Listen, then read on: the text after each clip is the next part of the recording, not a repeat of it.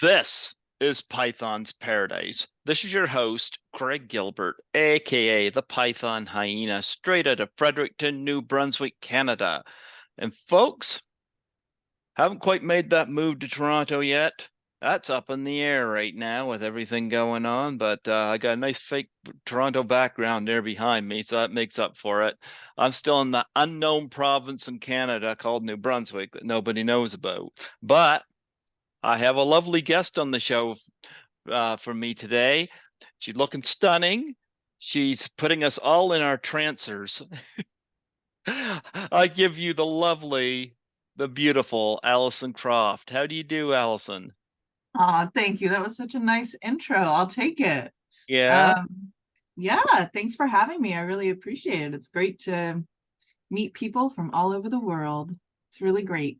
even places that nobody's heard of. I mean, Canada's not far, but I don't really meet too many people that are from Canada. So, There you go. Well, you know what? It's interesting because I started doing the conventions in 2017 when a Canadian actress invited me to Horrorama to assist her. And I always get the VIP, because that way, I can save time in lineups and stuff. And you always mhm. get a VIP bag. And you never know what's going to be in that VIP bag. And that first year I went, it was in the VIP bag, one of the goodies. No. See if it shows up here. Is it going Oh, to yeah. show up? There it is. Trancers 2. Nice. The Blu-ray was in the bag. I was like, so I'm like, yeah, that was in that bag that first year I went, Trancers 2. So there you go. You were just a young tyke when you did those movies. So and now you're what, 29? Yep. I knew it. I knew it. Fine. No, the first one I did, I was 6 or 7, I believe. Mm-hmm. And then the next one was City of Lost Angels, and that we shot in Italy. I was, Mm-hmm. I think, around 13 or so, and then this Trancers 2, I think I was about 16, somewhere roughly 16, 17, maybe. I'm not sure, but somewhere in there. So they were letting you drive.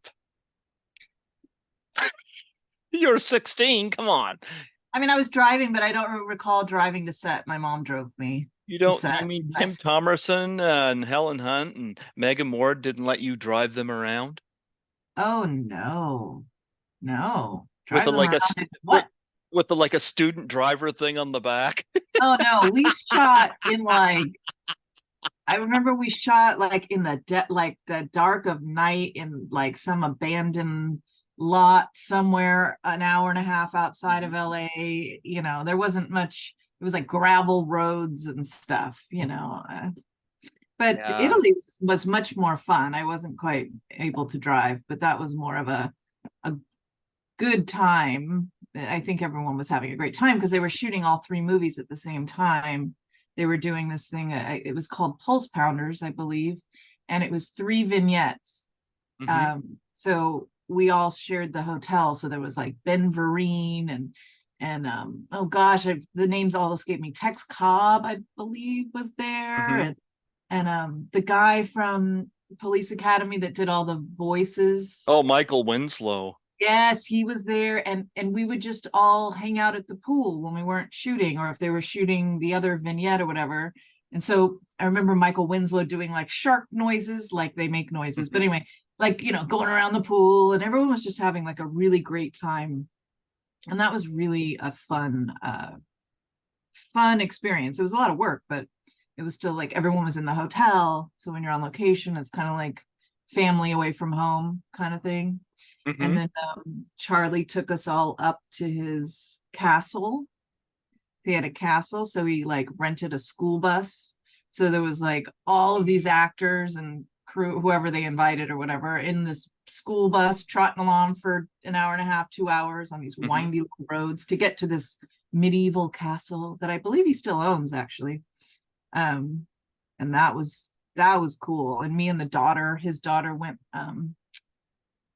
exploring the caverns underneath the Mm-hmm. whole castle, and we found like newspaper print and like weird torture chambers down there with like shackles on the wall in the underbelly of the whole thing. So that part was really spooky, really fun. Totally added to the whole horror part of it, but it was cool. It was romantic too. Like when we got out of the bus, I remember there were men with like champagne and like the horse-drawn carriage from castles where it's like all cobblestone. Well, I thought you meant romantic, as in yes, and shackles and chains usually. Oh I yeah. thought I thought you were going to say, yep, they have whips too. No, I mean, no, there weren't any of that, but it was just like the romance of whatever they did in It those went from things. shackles and chains to it was romantic. Well, when you got there, it was like that kind of, there was like torches lining the horse drawn where the horses would bring you up this round thing to get you to the big whatever. And so when they dropped us off, that's what we walked up. So it was like all smoky with like it was like, I find that stuff romantic, not the whips and chains parts, but the dark, mysterious stuff was fun. You walked into that one. I'm sorry. I know you got me on that one. But so you didn't get to drive. So you're telling me that you're not the reason why Tim Thomerson's hair is grayer and his knuckles are whiter. No, but I mean, one thing about driving is like how bad was he at driving in that first Trancers? I mean, it was like if you watch that scene where he's driving the car, I mean, it's obviously being pulled on a tow truck and they're shooting the scene, but he's doing this. And I remember being so young and being like, God, wouldn't he be off the road if he was driving like that? He should have pulled over and let you give it a try. Uh-huh. You could tell I would have been a good director of that movie. Oh, it sounds like we would have had a lot of fun. Yeah, like student driver on the back. Yeah. I mean, they may have had me driving that fire engine in the second one. I don't recall if I was just jumping off of it or if I was actually driving it. I don't really remember, but I remember I had a hose. Were you putting fires out? We were putting fires out. Yeah. Yes. Well, you know what? That's that. Did you get to wear a little fire hat? I did. There you go. I do. I do remember that fire scene for some reason. There you go. Maybe you could have done your driver's test in that. Maybe. I'm ribbing you. I'm awful bad. That's Listen, okay. yeah, well, Tommy Kovac told me I was going to have fun with you, so there you go. Oh, Tommy is a lot of fun. Well, before we get more into Trancers and whatnot, I would love to get some of your background and what led you to get into the business. What got me into the business? Like what? Me being persistent with my mother. I was very persistent. I very much like my son is now. So my mother's no longer with us, and if she was here, I would say I'm sorry, because I know what it's like now to have a very strong-willed child who, when they want something, they will not be quiet about it and will come up with creative ways to kind of push the agenda. And so I really liked Three's Company. That was my favorite show at 6. And I just loved John Ritter, and I was obsessed, I think, is probably accurate. And I met him once. I met him a couple of times. And I was just, this is what I'm doing. And, it was like, try and stop me. So my mom was like, all right, let's see what happens. And then I just booked everything. Like from the first thing I went on, I just started booking stuff. So she was like, oh, this could actually be something. And I really enjoyed it. So and I was so lucky to have a mom that like, she didn't push. She wasn't like a pushy stage mom, but she was smart and kind and so supportive of me and my brother as well. So I was so fortunate to have that, that that experience because she wasn't all about herself. She was about the unit, the family unit, and what I wanted to do. And, you know, if it had been cheerleading or shot put or something like that, I'm sure she would have been like all for it as well. So that's kind of how it started. And then it snowballed from there. So, What was it like meeting John Ritter? oh my gosh, I still remember. I met him at a mall once. Uh-huh.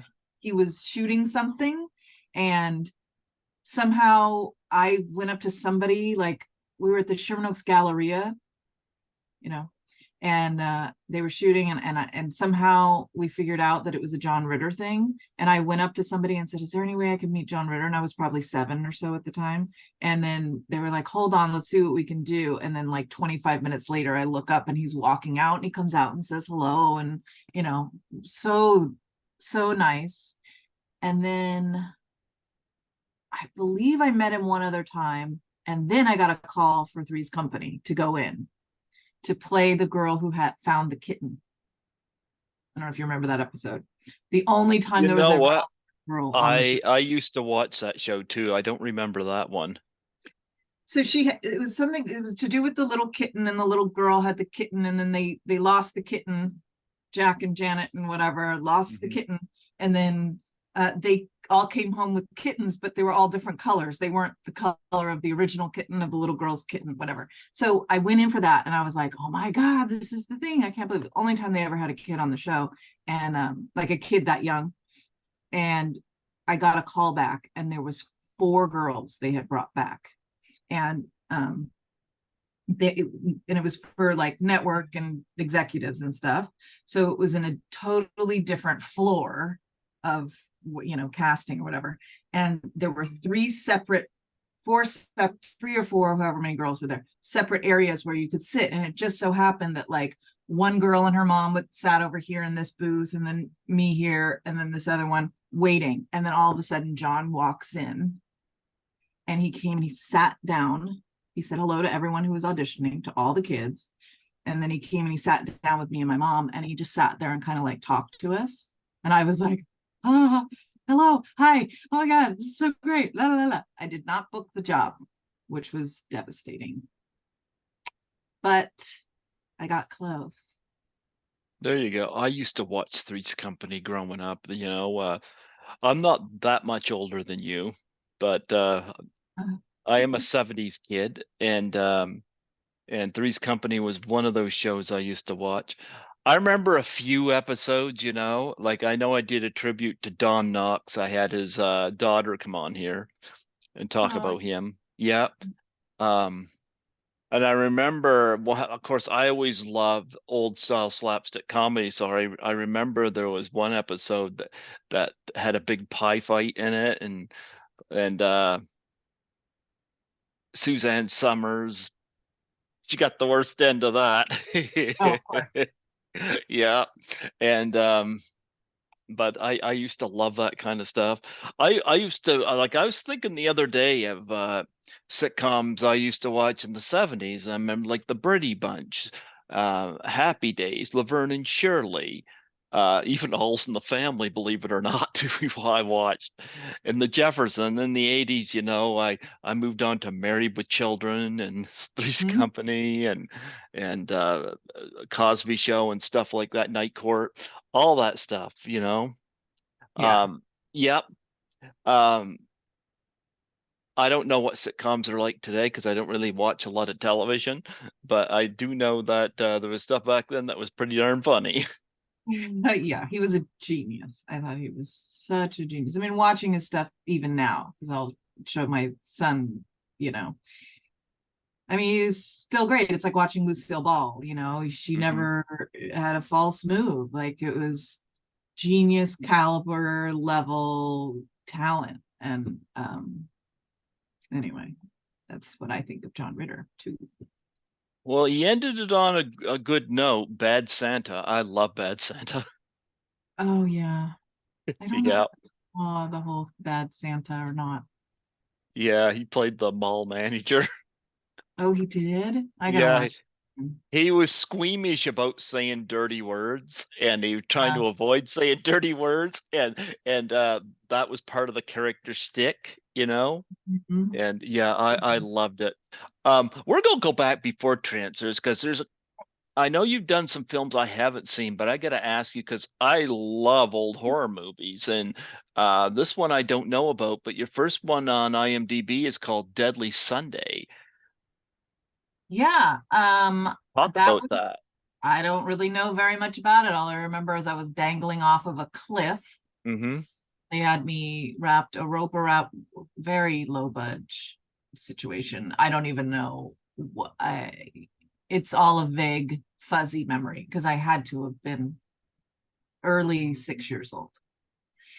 I remember it was about a lady who had big thumbs. Okay.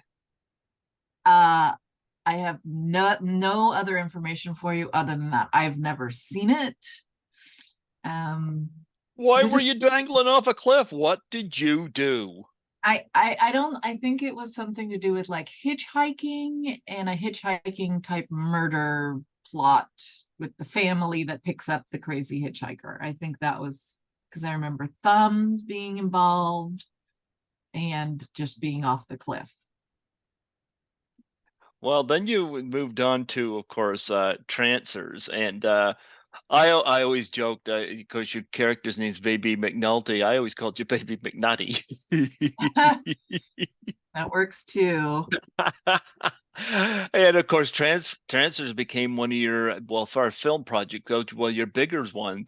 Um, and of course, I had a young Helen Hunt. Of course, went on to win an Oscar. Mhm. Yeah, that was, of course, back in the beginning stages where you started to get some of these cult sci-fi films like Blade Runner and Terminator, you know, and of course I think Terminator came out the same year as Trancers, I believe. Yep, 1984. Yep, same year. So when you did Trancers, of course that's a little bigger for you. Talk about getting the role and what your experiences were on set. Oh, I don't really remember a lot of the I don't really remember too much of the audition process or anything for Mm-hmm. transfers. I do remember I had to audition for the second one, for the one that went to Italy, Mm-hmm. and it wasn't a sure thing, and I had to go in and kind of, you know, I didn't know they had written the role already or written it for me to do. It was just, this is an audition. And so then I went in, like, gave it my best. And then as I was leaving, it was Charlie or Charlie's brother or somebody got in the elevator with me and said, "So are you ready to go to Italy?" And I had no clue that it shot in Italy. I had no clue that I was, I thought I was just having to audition again. Mm-hmm. Uh, and I said, "What do you mean?" He's like, "Oh, I hope your bags are packed. We're going to Italy." And I was like, "What? Oh my-" And then I was like, "Wait, does that mean I got the job?" And they were like, "Yes." And I was like, "Ah," it was like such a cool elevator moment. So cool. I still didn't believe them when I left. I was like, hey, because at that time I had had so much of a career in terms of auditioning and booking commercials. Like I did so many commercials. And so, the nature of the business, you book a job and then things might change and then you don't book the job, or you get told one thing and then nothing's ever really set in stone until you sign your contract and you're on set. Mm-hmm. So at that point, at like whatever age I was still very untrusting in terms of allowing myself to feel excited about it until it was a sure thing. We had contracts, deal was done, that kind of stuff. So Mm-hmm. that was really cool. That was so cool. We had such a great time in Italy for sure. Had I been older, I probably would have gotten into a lot more trouble. Um, yeah. You were a bad kid, were you? Is that what you're saying? No, I was kind of the kid that, like you said, that's hot, don't touch it. Mm-hmm. And I would go, Let me make sure. I was that kid. Well, you know what? Of course, the film was directed by Charles Band. I'd never met Charles Band, but Richard Band, his brother, I have met at a con. Uh-huh. I know that um, Chris Alexander, who's one of the people that runs Horrorama, a lot of his films are done in association with Charles Band. So, do you have many memories of him as a filmmaker? Oh, sure. He was great. He was funny and sarcastic, but he was Hmm. also really energetic. Uh-huh. Um, he would always be doing this. This was his famous Hmm. come in here and we'll go this way. Like he was like that guy. And he was fun. And he brought a really nice energy and he was collaborative. And I always liked him. I thought he was cool, you know, considerate, respectful, you know, sassy when he needed to be. And um, not he was great. I didn't have a bad experience at all with him. Now, of course, Helen Hunt. I remember when she won the Oscar for As Good as It Gets. I mean, she went from Trancers to Waiting on Jack Nicholson in a restaurant. Yeah, she did Mad About You in the middle there, which Yeah, it got I her. don't watch much television, so I knew that, but when I think of Helen Hunt, I usually think of As Good as It Gets. I don't know, but Yeah. she was really young when she did Trancers. Now, talk about those early stages for her. Oh, I don't know. All I can speak of is how she was with me. She was always really very supportive.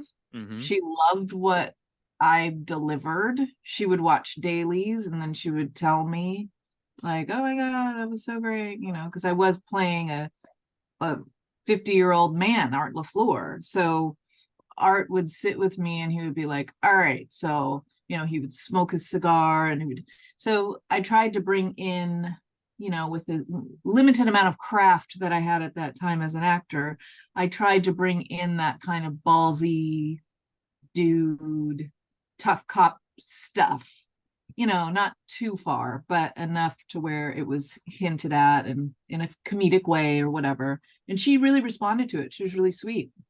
How Um, challenging was that for you?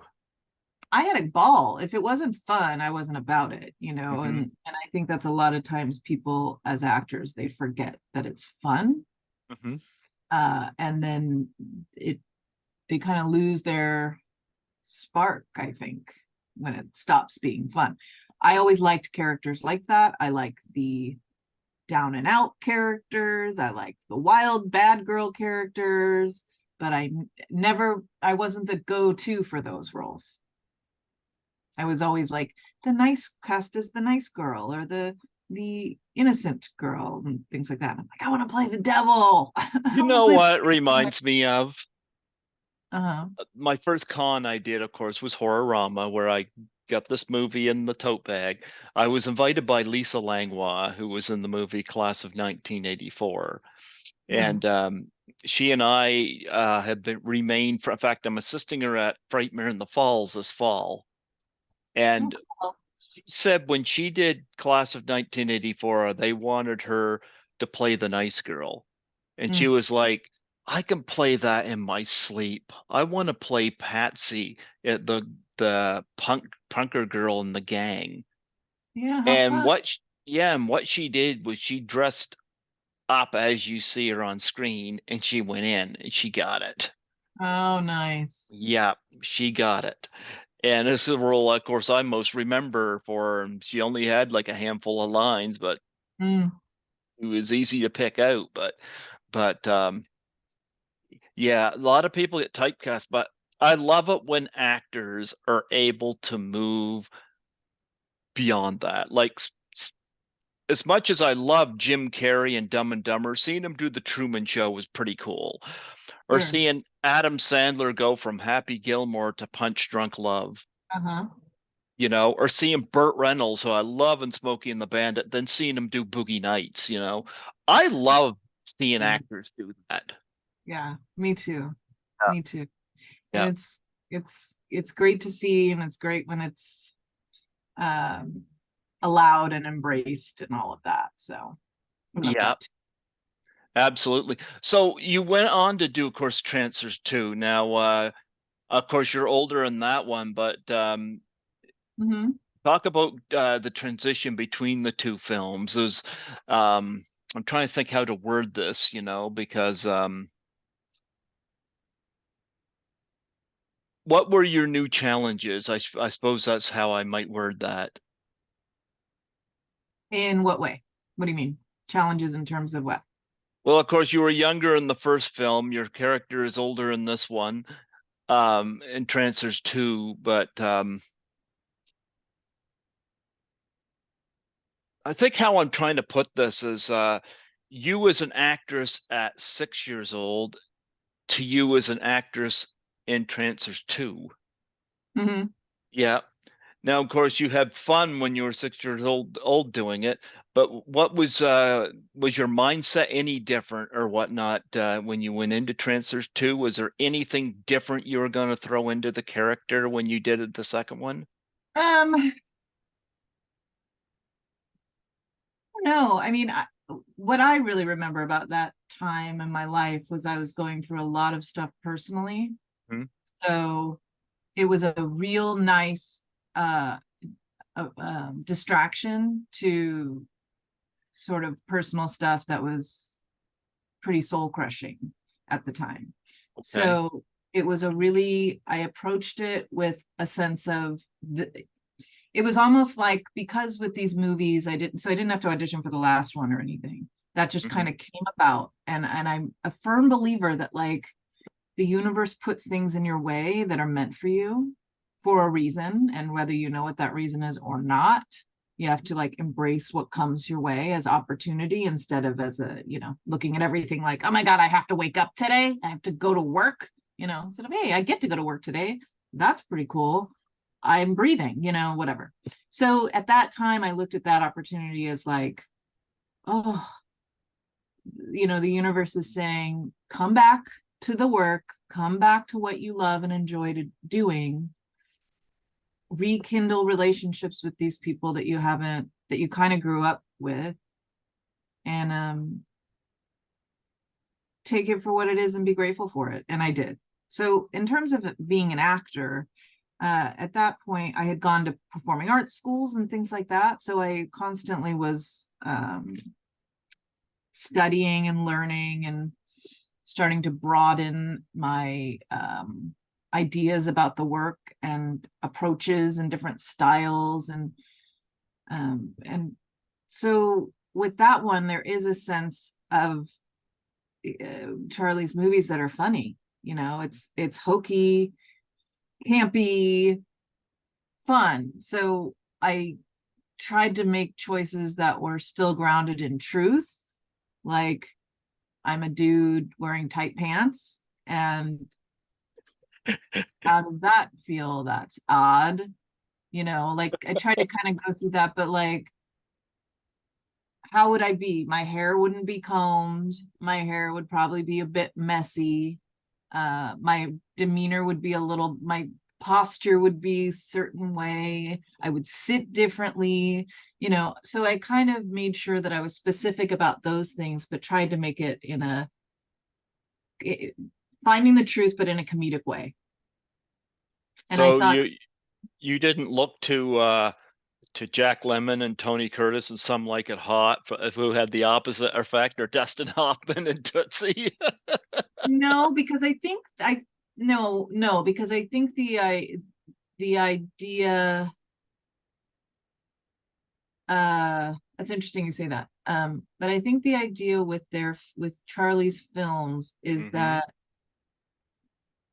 they're not taking themselves so seriously, but they're not doing it in an overt, they believe the circumstances they're in. Hmm. And if I were to not play the reality of the circumstances that I was in, it would Hmm. have been more of a Some Like It Hot kind of over the top comedy, Hmm. different style of thing. But yeah, that was a great experience. I mean, fun. It was fast. It was a lower budget, so they didn't have as much time to shoot everything like they had the first time when they had a budget. It was different from the Italy shoot, because it was just shorter and they weren't trying to cram so much into a short shooting schedule. Yeah, that's the only difference. I mean, a difference that I can. Has your son seen these movies? He watched some of Trancers, the first one, and was like, I love how you rolled your eyes there at that. I mean, he doesn't, he's still 11 and he's Mhm. kind of not like, he's not quite thinking abstractly just yet. Uh-huh. So things that are funny to me, that are supposed to be funny, it kind of goes over his head a little bit. Like we watched Best in Show and he was like rooting for the dogs, Best in Show, right? And I'm like, it's a comedy, it's funny, these people are ridiculous, like whatever. And he's like, oh well, I really want the Basset Hound to win. So he's not quite, so he gets it that, but he also liked the stopwatch thing. That was the only part. I showed him just a little bit of it, and he liked the stopwatch part. There you go. You still Mhm. do you have any props from the movies? No, I don't think No. I ever, if I had, we wouldn't have them probably. Yeah. Mm-mm. No, I don't. Okay. I should show you. Speaking of dogs and cats, look at that. My Skittles. That one. Here's a Oh, Skittles. hi, Skittles. Skittles is like, you're exploiting me for hits. You're So using cute. me. Oh, I Like love cats. Skittles, you're staying here free rent, and you're Right. lazy. He's saying, "Who Very is cool. that? He's my buddy. I He's love my." cats. I love kitties too. Yeah, he's a Mm, rescue. Now, thank yeah, I had another one I wanted to ask you about as well in terms of your films, and I have not seen this one either, but it's I want to ask you about I it. It's have. Hollywood horror. Mm-hmm. Uh-huh. Yep, that was another. It was an interesting shoot because I don't think anybody on that set knew what kind of film we were making. We had really great people. So that was with the Maury twins, the two girls, Tamara, Yeah. the ones from Sister Sister. Okay. Not Um, familiar with that, but you get Angus Scrimm here. Angus, Yeah. yes. There was a lot of Natalia Sigliuti was in it. So it was a horror film. It was an indie. It Mm-hmm. had great potential, but I think things got crisscrossed just in terms of like final edits and stuff. This was a clear case of, is this a comedy or is this real? So I was under the impression this was like very realistic horror. Then they cut it together to be really campy, like a head gets cut off and then the girl's like, fuck you, as her head's rolling away, and that's fine, but let's all get on the same page. It Mm-hmm. was really fun. I met some really cool people. I liked my character in it, but it was a low budget operation. Mm-hmm. So Well, you've there's done a a lot of lot. Yeah, you've done a lot of television. I can't get into cool. them all, but uh, I would like to know if you take two or three TV shows that the ones that meant the most to you to do and what your experience was like on those. Like what were the most memorable for TV? Because you you get mean a lot. the experience Yep. or the role, or I don't know. Let's see. Well, there is a lot. So I don't know. Each one has its own little unique thing. I was really happy to do Family Ties when I did Family Ties. I used to watch that show. Yeah, that was a big deal for me because I was younger than the age was. That was always the problem with me just as an actress. Like I Mm-hmm. always was a foot taller than everybody because I was always really tall. I looked 15 when I was 11, Mm-hmm. and I didn't read until I was fifth or sixth grade. So when I had auditions, it was really a challenge for me. I had some dyslexia and, you Mm-hmm. know, just difficult. Um, I know a lot of people probably ask about Michael J. Fox, but I'm going to ask about Justine Bateman. oh yeah, she was great. I mean, Mm-hmm. she kept to herself, but she was also the coolest, just the coolest, prettiest girl ever. And I watched that show. So when I got to set, I was like, holy crap. And when I auditioned for the show, I had auditioned for they were casting, like, they were finally giving Tina Yothers, the daughter, Mm-hmm. a storyline. And it was that she meets the cool girls, which were like the oh my gods, oh blah, blah, blah, let's drink and have boys come over. And so she finally got into that group. And so I had read for the leader of that group, and I was Mm-hmm. a good 4 years younger than all of the other ones, 3 years, something like that. But we had to keep it secret because if they, found out how old I was or whatever. Anyway, so anyway, I booked the job. I couldn't believe it. I booked the job, but it was to play one of the friends. So then they wrote the episode, and then TV sitcoms, the way they work is very much like theater, and there's tons of changes. Mm-hmm. So the first day you have a script, they rehearse all day, and then they read for a network, right? The network comes out onto the stage, and then there's like 20 to however many people, executives and network, to come and watch, and the writers rewrite. So the next morning you get onto set, and it's a whole new script. Mm-hmm. I was so fortunate because every day they added more and more and more for me to do. And then by the end of the thing, by the end of the middle of that week, they decided to make it more episodes because they really liked they thought it was hilarious to have all these ridiculous young girls like, oh my God, where's the MTV? Like, this sucks, girls. And it was so much fun. So we were having fun and doing the things on like our favorite show. So it was such a cool, great experience. Meredith Baxter was really sweet. Yeah. Um, Michael Groves. oh, so nice, like the Mm-hmm. coolest down to earth dude. Totally collaborative when we would rehearse. He wasn't, I don't think anyone on that set was, what about me? You know, it was, how can we make this, let's make this work for everyone. So I think that I, was a really good experience for me. I forgot to ask you about playing Lorelai in Made to Order Oh yeah. with Boy. Ali Sheedy. Yeah, I don't even know if I auditioned for that. I think they Mm-hmm. just called and said, "Hey, we want you to do this." And I was like, "Oh, okay." And then Rainbow Phoenix was the girl, was the friend. So we were friendly. That's River's sister, River and Joaquin's sister. Mm-hmm. Um, it was so much fun. Dick Shaw was hilarious. He was just cracking jokes the whole time.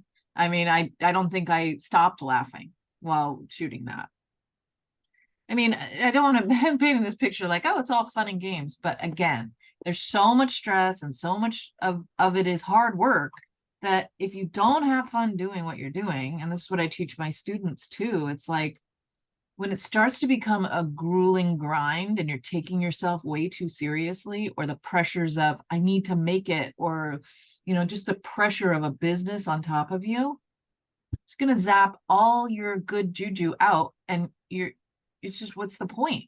The payoff is not, as we're all learning now with the strike, it's like, it's a myth to think, oh, I'm an actor and I'm going to be on a show nowadays, and I'm on a show, or I'm recurring on a show, I'm in the money.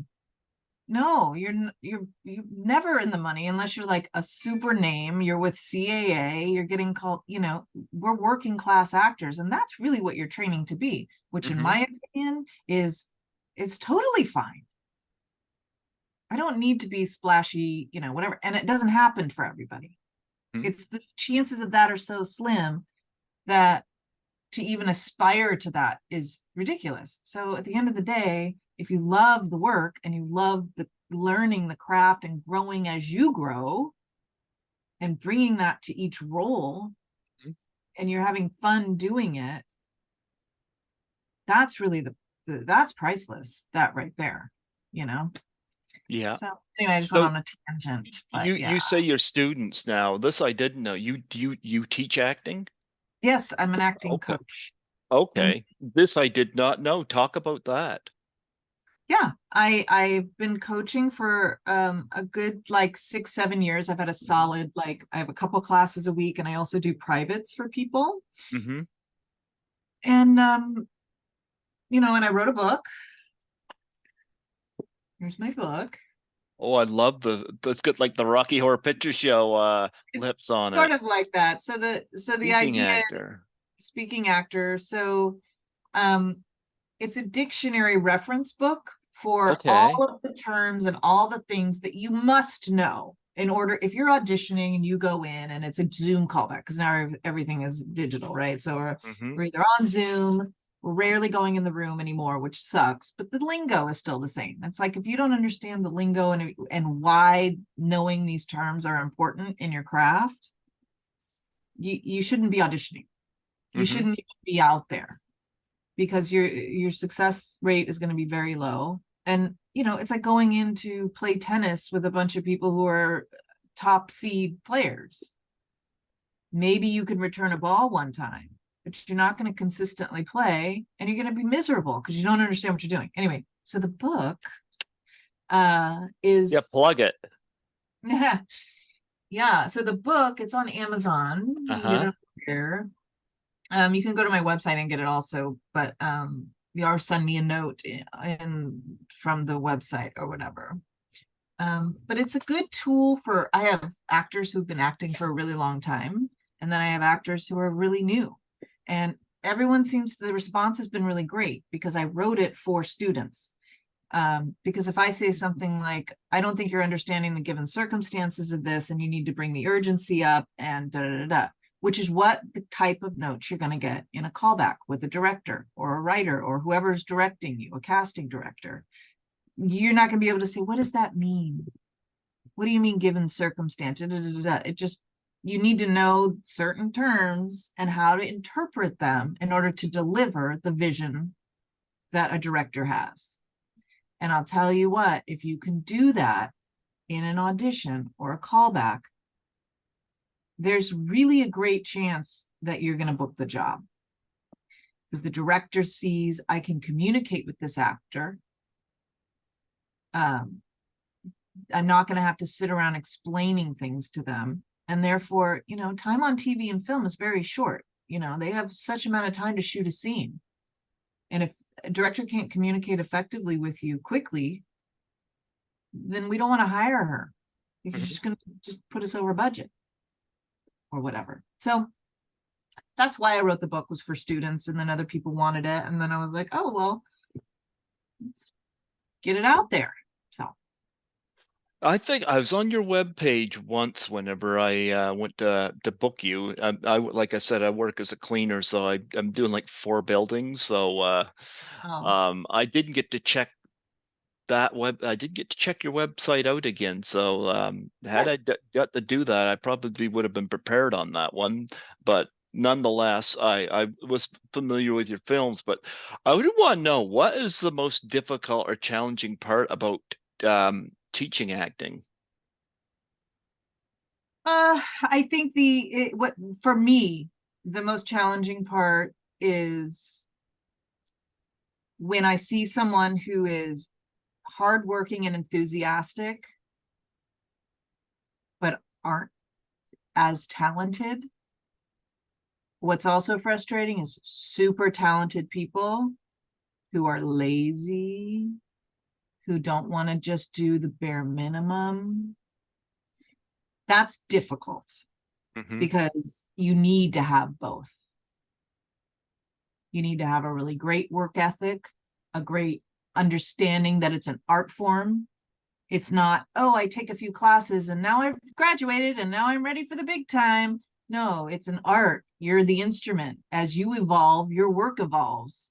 And if you don't have a clear communication with your instrument, you're not going to be able to play those cool tones in 10 years. You're still going to be playing the same stuff you did 10 years prior, and it's not going to be very good. Mm-hmm. So it's a constant kind of thing. So I think people who understand that, and it's rare to find people who understand it, who are willing to put in the work, and that also can back it up with talent. Those are really hard to find. I fall under the first category. Work hard, but not talented. Oh, stop. Stop. I mean, I think you were explaining it to me when we got on here, like cleaning buildings sounds hard, and it's so hot out here. I'm just like, oh my God, if I had to do that today, I'd want to kill myself. But like your excitement about doing the show. No, but I mean being an actor. I've cameoed in some James Balsamo movies. Uh-huh. You know, and he messaged me one night, must have been, I think it was 2018 or 2019. He messaged me and he asked me if I'd shoot my own death scene on my phone and send it to him to put in a movie. And I end up being watched on a television by Eric Roberts. So I'm like, sure, I'll do that. I'm in a scene with Eric Roberts, but I knew I That's wasn't going to deliver a performance that was good. But then again, I've seen James's movies. They're very campy and he's very self-aware of that, and that's part of the fun. So my Sure. bad performance kind of blended in, you know, Nice. and the win-win, and he knows it, you know, and that's fine. So I'm like, okay. But but yeah, I would not be one of your winning students. That's not true. I highly doubt that. I mean, what I was saying about you doing the stuff with the you found something that you're talented at, that fills up your cup, that makes you feel like, oh, I like, my life is awesome and it's fun Yeah. and all that, right?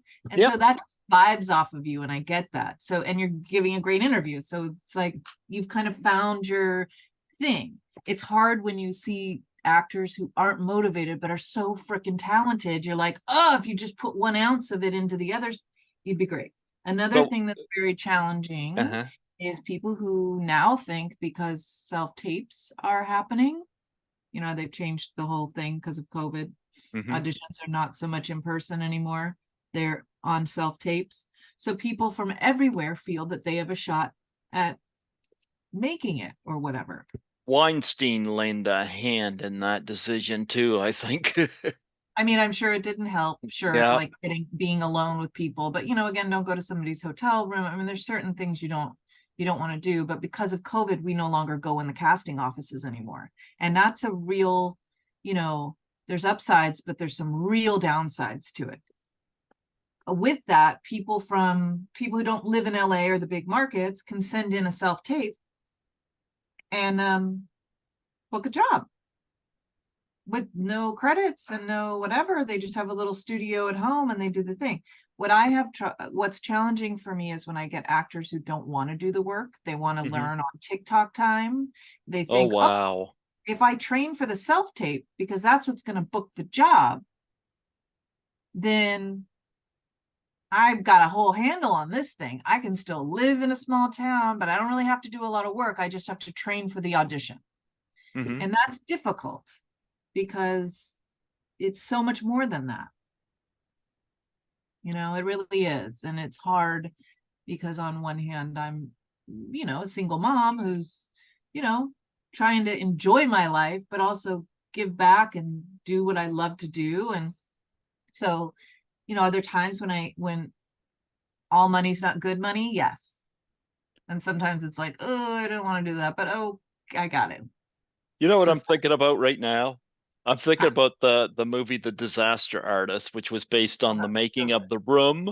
And of course, I interviewed an actress that was one of the people auditioning there with James Franco playing Tommy Wiseau. But could you imagine if Tommy Wiseau was one of your students? Well, I would hope he'd be a Zoom student and not an in-person student. Oh, Um, I love him. I love him. He was my first interview on the show oh yeah? back in 2015. But you want to talk about somebody whose movie did exactly what he didn't know it was going to do. And sometimes I wonder if he's even. I mean, it's on all these worst film lists, Uh-huh. which can be disheartening, except if he does a Comic Con, he's got a lineup all around it. Does he? Speaking of which, do you ever get to do the cons?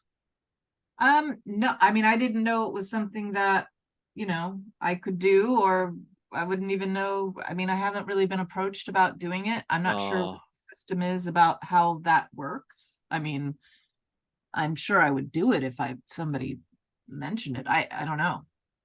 Because this is a question I always ask everybody: what's the most unique thing you've ever been asked to sign? Oh, yeah, no. So I mean, I get a lot of people sending me things like wanting autographs and stuff Mhm. like that. But I may have signed somebody's arm once. Mhm. That was cool. They'll get tattooed on them. I Amazing. hear that a lot. I hear that a lot. Yeah. I Oh, met Morrissey once, and he was like, oh, oh, there. yeah, I was like, oh, somebody wanted my autograph so they could tattoo it on them. How atrocious. And I was like, God, the rumors are true. But I love Morrissey, so. Yeah. Well, I got a couple more questions for you. Number one, do you have any charities that you want to plug and promote on here that are close to you? Well, like animals, any of the animal charities, the Children's Hospital, the what's her face, Thomas, um, those two Hmm. are. There used to be one that was Actors and Others for Animals, and that was a really good one, but I don't think they're around anymore. Okay. I haven't Well, donated to them lately, so, but I don't think they're around. and we want you, of course, to plug your website, let people know about it, and your book again. Hold that right up here. Show us. Okay, so my actor studio where I teach class, I Mhm. teach beginner actors, I teach intermediate, advanced, I do private lessons also. I teach on Zoom and in person here in LA. I teach in Israel. I teach all over the globe. So all of that's Oh, that's what I do. amazing. Mm-hmm. It is. It's Yeah. so, I really enjoy it. And when the light bulb goes off and somebody's like finding their own groove, like I feel like I'm flying. It's so great to be able to help facilitate that, Isn't or it help. weird? We grew up in a time when we had typewriters and we had phones that stuck into the wall, you know. Look where Uh-huh. technology is now, huh? And where it's going, it's even scary. But it is very cool that I Yeah. can talk to people in Israel and Malaysia and stuff like that. It's really great. So the studio is called the Actors Cartel. Hmm. So the website is www.actorscartel.com. And my book is on Amazon, and it's called Speaking Actor. And it is a pretty extensive dictionary, glossary, and then at the end it has the words, but the reason why it's important to know the words. Hmm. And what exercises you can use to help strengthen that skill, whatever the word is, or to use it in your work. So that's called Speaking Actor, and that's on Amazon and Absolutely. on my website. I'll put a link to your website whenever I put this up so that people can check it out and Thank help. you. Yeah, absolutely, absolutely. Before I let you go, I would love a plug for my show. Okay. Yeah, just state your name and say you're listening to Greg Gilbert on Python's Paradise. Greg Gilbert on Python's Paradise. There you go. Greg Gilbert. Let me write it down so I have it. on Python's Paradise. Say your name. You could say you played Baby McNulty and Trancers. All right, you ready? Go for it. Hey there, it's Alyson Croft, Baby McNulty from Trancers.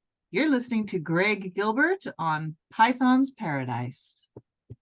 Absolutely. And what do you know? Trancers next year turns Too 40 old. years old. That's frightening. How is it turning 40 when you're only what, 39? No, you said I was 29 earlier. I aged 29? 10 years in the last 20 minutes. Oh, Uh-oh. it's all weird. You know, time is so elusive. It is that just. I just turned 51, and let me tell you, You look here's great. here's what I'd say to people. I never like my childhood wasn't bad, but I never really started living till I was in my 40s. When I started doing this podcast and really like I said, technology. Back in my 20s and 30s, if anybody was telling me I'd be talking to people from the movies like this, I would have told them they were nuts. They had told me that Lisa Langlois from class of 1984 was going to invite me to a con because I was always a guy that got homesick. Now I was going to get on a plane and go to Toronto, and I was going to be doing this and this and this. I would have told them they were nuts, but here I am. Love, I I love do that, Greg. I do love that, and it makes even like my cleaning job even go well when I have something like this to look forward to, and That's it, amazing. That's amazing. yeah. And I hear that from people who come to my class who are like, I was a writer who just wanted to see what it was like to be an actor, what actors go through. And Mm-hmm. like they've found a new lease on life in their 40s and 50s, Mm-hmm. really coming at this thing. I think like I'm sure I don't know when you started your show, but I think 2015. finding that for yourself, and this is like perfect for you, and you're happy and you're enjoying the life that you're leading on life's terms, and that's so cool. Like we don't, yes, it sucks that it's turning 40. I mean, it doesn't suck that it's turning 40. It's just scary, like, oh crap, time does go by so fast, dude. And then Like I the would have more been we think 12 in 1984 when that came out. oh yeah, Yeah. well, but but I think of 50-year-olds and I'm like, oh, that's just it's downhill. It's the back nine. Like you're headed into, whatever. But like 50 is like the new whatever, 40, 30. So many, it's just like you got a whole bunch of life left to do all these like fun things and not give a F about what anybody thinks about you, you Yeah. know? And that's Well, freeing for me because being a woman, you're already like, a little more insecure and concerned about what people think about you. But I anyway. don't know. Like I would start Oh, reviewing movies in 1996, and then a friend of mine had recommended I go to CHSR, which is the campus station here, because they uh, have all kinds of different shows, but they didn't have a movie critic. So I did that from 2005 to 2015, and the podcast part happened in 2015. I still do a show down there, but one of my guests from Friday the 13th, Part 6, Jason Lives, Nancy McLaughlin, was the one that recommended Zoom because when the pandemic hit mhm. and lockdown happened, I had no way of doing this. Yeah.